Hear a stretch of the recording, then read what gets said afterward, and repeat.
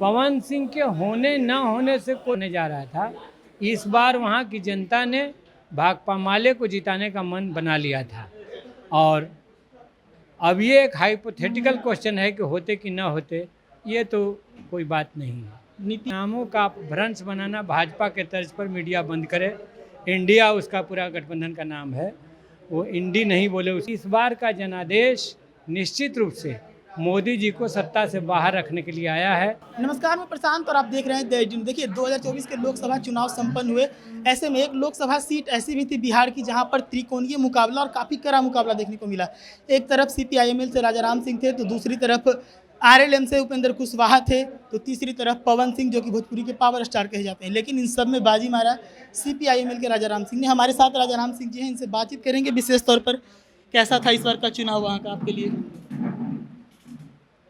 ज़्यादा टक्कर कौन किन से मिला? बाजी मारने जैसी कोई बात नहीं है। देश के गंभीर मुद्दों और सवालों पर चुनाव हो रहे थे। NDA का विश्वास जनता से उठ चुका था, इसलिए कि 15 लाख जुमला साबित हुआ। किसानों की आमदनी दुगना करने की बात जुमला साबित हुई। 2 करोड़ मोदी जी के पास रह नहीं गई थी, इसलिए जनता का विश्वास NDA से, भाजपा से उठा हुआ था। और इंडिया गठबंधन पर नौजवान भरोसा कर रहे थे, किसान भरोसा कर रहे थे, क्योंकि उन्होंने घोषणा पत्र में ये चर्चा की थी कि अगर हमारी सरकार बनेगी तो हम 30 लाख जो खाली पद हैं उस पर इसी 15 अगस्त से बहाली की प्रक्रिया शुरू करेंगे। हमारी सरकार बनेगी तो हम किसानों की जो MSP की मांग है C2 + 50% स्वामीनाथन कमीशन के रिकमेंडेशन के मुताबिक उसको पूरा करेंगे और फसल खरीद की कानूनी गारंटी देंगे। इस वजह से किसान, नौजवान, महिलाएं, मजदूर, व्यापक लोग इस पर भरोसा कर रहे थे। तो मैं यही कहना चाह रहा हूं कि इस पर खास तौर से काराकाट की जनता ने इंडिया गठबंधन का, भाकपा माले का साथ दिया और भारी मतों से भाकपा माले ने वहाँ जीत दर्ज की। क्या लगता है अगर पवन सिंह नहीं होते तब आपके पक्ष में और बेहतर आते? पवन सिंह के होने न होने से कोने जा रहा था। इस बार वहाँ की जनता ने भाकपा माले को जिताने का मन बना लिया था। और अब ये एक हाइपोथेटिकल क्वेश्चन है कि होते कि न होते, ये तो कोई बात नहीं है। नीतीश कुमार इस वक्त NDA के साथ हैं। इंडी गठबंधन के लोग लगातार कह रहे हैं कि नीतीश कुमार को वापस इंडी गठबंधन में आना चाहिए। कल उनकी एक तस्वीर वायरल होती है जिसमें नरेंद्र मोदी के आशीर्वाद लेते नजर आते हैं। कैसे देखते हैं इन सब चीज़ों को? पहली बात तो मैं ये कहना चाहूँगा कि नामों का भ्रंश बनाना भाजपा के तर्ज पर मीडिया बंद करे। इंडिया उसका पूरा गठबंधन का नाम है, वो इंडी नहीं बोले उसको। पहली बात तो ये हम कहेंगे।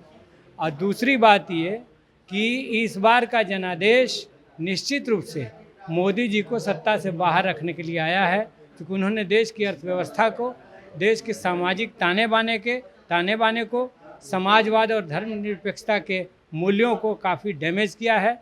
और देश चाहता है कि देश में शांति हो, अमन हो, भाईचारा हो, और साथ ही साथ देश में ये भूख का जो आलम है वो ख़त्म हो। लगातार ग्लोबल हंगर इंडेक्स में भारत चौथे साल नीचे गिरता चला गया है। देश की खेती किसानों के हाथ में हो और लाभकारी हो, देश में बेरोजगार नौजवानों को सम्मानजनक रोजगार मिले, यह जनभावना है।